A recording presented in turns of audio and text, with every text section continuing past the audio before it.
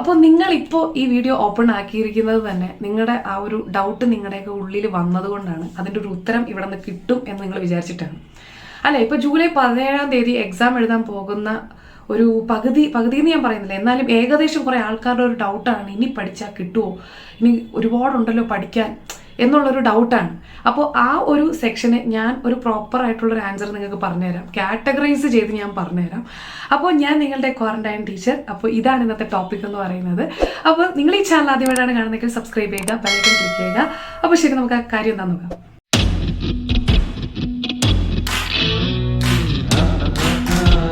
അപ്പം നമ്മുടെ ഇടയിലുള്ള ആൾക്കാരെ കുറച്ച് ഗ്രൂപ്പ് ഓഫ് പീപ്പിളിനെ ഞാൻ ഒരു പല കാറ്റഗറി ആയിട്ട് ഡിവൈഡ് ചെയ്ത് നിങ്ങൾക്ക് പറഞ്ഞു തരികയാണ്. ഇപ്പം നമ്മളിപ്പോൾ 18 ലക്ഷം പേര് നീറ്റ് എക്സാം എഴുതുന്നുണ്ടെന്ന് പറഞ്ഞു. അപ്പോൾ ഈ 18 ലക്ഷം പേരിൽ ഓരോ ടൈപ്പ് ഒരു എന്താ പറയുക ആൾക്കാരുകളുണ്ട്, സ്റ്റുഡൻസുകളുണ്ട്. അതിൽ ഒരു ഗ്രൂപ്പ് എന്ന് പറയുന്നത് എങ്ങനെയാണെന്നറിയാമോ? അവരെന്ന് പറയുന്നത് ഒരു കോച്ചിങ് സെൻ്ററിൽ ചേർന്നവരാണ്. അതുപോലെ തന്നെ അവർ NCERT ഫുൾ അത്യാവശ്യം നന്നായിട്ട് പഠിച്ചു കഴിഞ്ഞ് റിവൈസ് ചെയ്ത് ടെസ്റ്റ് സീരീസ് കൊടുത്ത് മോക്ക് ടെസ്റ്റുകൾ അറ്റൻഡ് ചെയ്ത് ഒരു റാങ്കിലൊക്കെ നിൽക്കുന്ന ആൾക്കാരായിരിക്കാം. അതാണ് ആദ്യത്തെ കാറ്റഗറിയിലുള്ള ആൾക്കാർ. ഈ ആദ്യത്തെ കാറ്റഗറിയിലുള്ള ആൾക്കാരുടെ അടുത്ത് എനിക്ക് പറയാനുള്ളത്, നിങ്ങളിപ്പോൾ എങ്ങനെയാണോ പോയിക്കൊണ്ടിരിക്കുന്നത് ആ ഒരു രീതിയിൽ തന്നെ അങ്ങ് പോയിക്കൊണ്ടിരിക്കുക. കാരണം പുറത്തുനിന്ന് ഒരു ആളുടെ ഒരു എക്സ്റ്റേണൽ ഹെൽപ്പോ അല്ലെങ്കിൽ ഒരു ഗൈഡോ നിങ്ങൾക്ക് ആവശ്യമില്ല. നിങ്ങളിപ്പോൾ എങ്ങനെയാണോ പോകുന്നത് അതേ രീതിയിൽ തന്നെ പോയിക്കൊണ്ടിരിക്കുക. എൻ്റെ ആവശ്യവും നിങ്ങൾക്കില്ല. ഇനി സെക്കൻഡ് ടൈപ്പ് ഓഫ് ഒരു ഗ്രൂപ്പ് ഉണ്ട്. ആ ഗ്രൂപ്പ് എന്ന് പറയുന്നത് ഇതേ സെയിം ഒരു സിറ്റുവേഷൻ തന്നെയാണ്, ചെറിയ വ്യത്യാസമുണ്ട്. എന്താണെന്നറിയാമോ? അതായത് ഇവർ കോച്ചിങ് സെന്ററിൽ ജോയിൻ ചെയ്തവരാണ്, NCERT ഒക്കെ അത്യാവശ്യം നന്നായിട്ട് അറിഞ്ഞിട്ടുണ്ട്, റിവൈസ് ചെയ്യുന്നുണ്ട്, പക്ഷെ അത്ര റാങ്ക് കിട്ടുന്നില്ല. അതാണ് ഈ രണ്ടാമത്തെ ഗ്രൂപ്പ് ഓഫ് പീപ്പിൾ. അപ്പോൾ നിങ്ങളുടെ പ്രശ്നം എവിടെയാണെന്നറിയാമോ? എന്തോ ഇവിടെ ഒരു പ്രശ്നമുണ്ട്. അതായത് നിങ്ങൾ ഈ പഠിക്കുന്ന മെത്തേഡിനോ ചെയ്യുന്നതിനോ എന്തോ ഇവിടെ ഒരു തകരാറുണ്ടെന്നാണ് അർത്ഥം. അത് ചിലപ്പോൾ നിങ്ങൾ ഈ പഠിക്കുന്ന മെത്തേഡിൽ തന്നെ ആവാം. നിങ്ങൾ എങ്ങനെയാണ് പഠിക്കുന്നത് എനിക്കറിയത്തില്ല, പഠിക്കുന്ന മെത്തേഡിൽ തന്നെ ആവാം.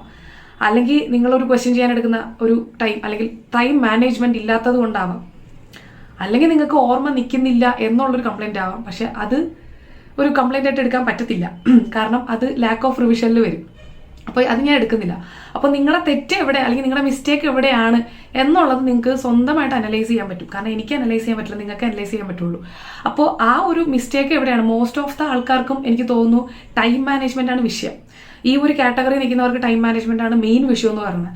അപ്പോൾ അങ്ങനെ നിങ്ങൾ ആ ഒരു സംഭവം കറക്റ്റ് ചെയ്യാൻ നോക്കിക്കഴിഞ്ഞു കഴിഞ്ഞാൽ നിങ്ങൾക്ക് കുറച്ചുകൂടെ ഫ്രണ്ടിൽ വരാൻ പറ്റും. ഓക്കെ എന്ന് പറഞ്ഞ് റാങ്ക് കിട്ടാതെ ഇരിക്കുമെന്നല്ല പറഞ്ഞത്, റാങ്കൊക്കെ എന്തായിരുന്നാലും കിട്ടും.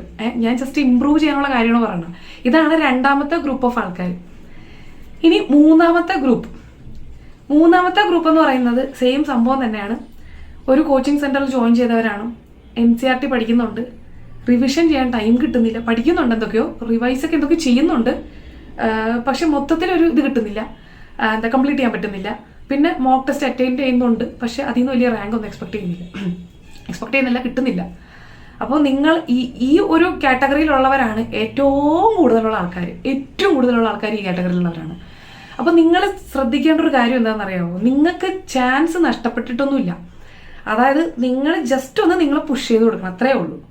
അതിന് എന്താ ചെയ്യേണ്ടതെന്ന് വെച്ച് കഴിഞ്ഞാൽ ഈ പറയുന്ന കോച്ചിങ് ക്ലാസ്സിന്റെ കൂട്ടത്തിൽ തന്നെ നിങ്ങൾ NCERT വായിക്കുന്നതിന്റെ കൂട്ടത്തിൽ തന്നെ നിങ്ങൾ റിവൈസ് ചെയ്യണം. റിവിഷൻ ചെയ്യാതെ നിങ്ങൾക്കൊന്നും മുന്നോട്ട് പോകാൻ പറ്റത്തില്ല. കാരണം ഇപ്പൊ നമ്മളൊരു സംഭവം പഠിക്കുന്നു, ആ സംഭവം പഠിക്കുമ്പോൾ നമ്മൾ ഈ പറഞ്ഞ എത്ര ടെൻഷനിലോട് ഇരുന്ന് പഠിച്ചാലും ടെൻഷൻ ഇല്ലാതെ ഇരുന്ന് പഠിച്ചാലും 2 ദിവസം കഴിയുമ്പോൾ മറന്നു പോകും. അപ്പോൾ ഈ പറഞ്ഞ റിവിഷൻ മാത്രമേ നിങ്ങളെ മുന്നോട്ട് കൊണ്ടുവരാൻ പറ്റത്തുള്ളൂ. 2-3 ദിവസമല്ല, ഒരാഴ്ച കഴിഞ്ഞാലും ഓർമ്മയിരിക്കണമെങ്കിൽ റിവിഷൻ വേണം. അപ്പോൾ ഈ പറഞ്ഞ ഗ്രൂപ്പ് ഓഫ് പീപ്പിൾ എന്താ ചെയ്യേണ്ടതെന്ന് വെച്ച് കഴിഞ്ഞാൽ ഇന്ന് മുതൽ തന്നെ നിങ്ങൾ ഈ പഠിക്കുന്ന കാര്യങ്ങൾ 2 ദിവസം കൂടുമ്പോൾ റിവൈസ് ചെയ്ത് ക്വസ്റ്റ്യൻസ് ചെയ്ത് പഠിക്കുക. നിങ്ങൾ അത്രയും മാത്രം കോൺസെൻട്രേറ്റ് ചെയ്തുകൊണ്ടിരിക്കുക. ഓക്കെ, അപ്പോൾ ഇവിടെ എനിക്ക് എന്ത് പറയാൻ പറ്റുന്നതെന്ന് വെച്ച് കഴിഞ്ഞാൽ നിങ്ങളെ ഈ റിവിഷന് സഹായിക്കണമെങ്കിൽ ഒരു പുറത്തുനിന്ന് ഒരാൾ നിങ്ങൾക്ക് ആവശ്യമാണ്. അവിടെ എനിക്ക് അങ്ങനെ പറയാൻ കാരണം എന്താണെന്ന് വെച്ചാൽ റിവിഷൻ നമുക്ക് 2 തരത്തിൽ കൊണ്ടുപോകാം. ഒന്ന്, നിങ്ങളുടേതായിട്ടുള്ള രീതിയിൽ നിങ്ങൾക്ക് റിവൈസ് ചെയ്യാം, ടെക്സ്റ്റ് ബുക്ക് ഇരുന്ന് വായിച്ച് നിങ്ങൾക്ക് റിവൈസ് ചെയ്യാം. രണ്ടാമത്തത് ഒരാളുടെ സഹായത്തോടു കൂടെ നിങ്ങൾക്ക് റിവൈസ് ചെയ്യാം. അപ്പോൾ ഞാൻ അതിൻ്റെ രണ്ടിൻ്റെ വ്യത്യാസം പറഞ്ഞുതരാം. ഒന്നാമത്തെ ടൈപ്പ്, അതായത് നിങ്ങൾ സ്വന്തമായിട്ടിരുന്ന് റിവൈസ് ചെയ്യുമ്പോൾ നിങ്ങളുടെ ഇഷ്ട സമയത്തിനനുസരിച്ച് നിങ്ങൾക്ക് റിവൈസ് ചെയ്യാം. അതായത് ഞാനിപ്പോൾ അതായത് നിങ്ങളിപ്പോൾ ഒരു ചാപ്റ്റർ എടുത്തു, ഫോർ എക്സാമ്പിൾ ബയോളജിക്കൽ ക്ലാസിഫിക്കേഷൻ എടുത്തു, അതെന്ന് പറഞ്ഞാൽ അത്യാവശ്യം വലിയ ചാപ്റ്ററാണ്. അപ്പോൾ നിങ്ങൾ റിവൈസ് ചെയ്യാനാണ് ഇരിക്കുന്നത്. അപ്പോൾ നിങ്ങൾ എന്ത് ചെയ്യും, ഓരോ സെൻറ്റൻസുകളും നിങ്ങൾ വായിച്ച് പോകും. കാരണം നിങ്ങൾക്ക് ഓരോ സെൻറ്റൻസുകൾ കാണുമ്പോഴും ടെൻഷൻ കാരണം അതെല്ലാം ഇമ്പോർട്ടൻ്റ് ആണെന്ന് തോന്നും. അപ്പോൾ നിങ്ങൾ എന്ത് ചെയ്യും, എല്ലാം വായിച്ച് പോകും. വായിച്ച് പോയിട്ട് ആ ചാപ്റ്റർ തീർന്നതിന് ശേഷം അവസാനം കുറച്ച് ക്വസ്റ്റ്യൻസ് ആൻസർ അറിയായിരിക്കും, അതല്ലാതെ ബാക്കിയൊന്നും നിങ്ങൾക്ക് അറിയണ്ടാവില്ല. സംഭവം മനസ്സിലാവും. അത് നിങ്ങളുടെ ഓണായിട്ട് ചെയ്യുന്ന ഒരു റിവിഷൻ്റെ പ്രത്യേകതയാണ്. കാരണം അത് സ്ലോ പേസ് ആയിരിക്കും, കുറേ ഒന്നും തലയിൽ കയറത്തുമില്ല. നെക്സ്റ്റ് വരുന്നത് രണ്ടാമത്തെ ഒരു ടൈപ്പ് റിവിഷൻ എന്ന് പറഞ്ഞാൽ ഇച്ചിരി പേസ് കൂട്ടിയിട്ടുള്ള റിവിഷനാണ്. അതായത് പല ഇമ്പോർട്ടൻ്റ് ആയിട്ടുള്ള പോയിന്റ്സുകൾ മാത്രം നോക്കി ജസ്റ്റ് അത് പറ്റുന്ന പോയിന്റ്സുകൾ മാത്രം മാർക്ക് ചെയ്ത് നിങ്ങൾ ഒരു സ്പീഡിൽ തന്നെ ആ പോർഷൻസ് റിവൈസ് ചെയ്യാൻ ഹെൽപ്പ് ചെയ്യാം. ആ ഒരു ടൈപ്പ് ഓഫ് റിവിഷനാണ് നിങ്ങൾക്ക് വേണ്ടത്. കാര്യം എന്താണെന്ന് വെച്ച് കഴിഞ്ഞാൽ, ഈ പറയുന്ന ഈ റിവിഷൻ ചെയ്തുകൊണ്ടിരിക്കുന്നതിൻ്റെ കൂട്ടത്തിൽ ഇപ്പോൾ ഒരു സ്പീഡിൽ തന്നെ ഒരു റിവൈസ് ചെയ്തുകൊണ്ടിരിക്കുമ്പോൾ നിങ്ങളെ ഒരാൾ ഹെൽപ്പ് ചെയ്ത് നിങ്ങളെ വേഗം ഓരോ ചാപ്റ്റേഴ്സ് തീർത്തുകൊണ്ടാണ് ഇരിക്കുന്നത്. അതായത് നിങ്ങൾ തന്നെ അറിയുന്നില്ല, ഒരു ചാപ്റ്റർ കഴിഞ്ഞു, അടുത്ത ചാപ്റ്റർ പോയി, അടുത്ത ചാപ്റ്റർ, അങ്ങനെ നിങ്ങൾ ഒറ്റ ടൈമിൽ ഇമ്പോർട്ടൻറ്റ് പോയിന്റ്സുകൾ മാത്രം നോക്കി ഒരു റിവിഷൻ, അതാണ് നമുക്ക് വേണ്ട റിവിഷൻ. അപ്പോൾ ആ ഒരു റിവിഷനാണ് ഞാൻ എൻ്റെ ക്ലാസ്സിലൂടെ പ്രൊവൈഡ് ചെയ്ത് കൊടുക്കുന്നത്. അപ്പോൾ അതാണ് അതിനെ പറ്റിയിട്ട് മുന്നേ ഞാൻ പറഞ്ഞിട്ടുണ്ടായിരുന്നു, എൻ്റെ ഒരു നീറ്റ് ക്രാഷ് കോഴ്സിനെ പറ്റിയിട്ട്. അതായത് എൻ്റെ റിവിഷനിൽ ഞാൻ കൊടുക്കുന്ന കാര്യം അത്രയാണ്.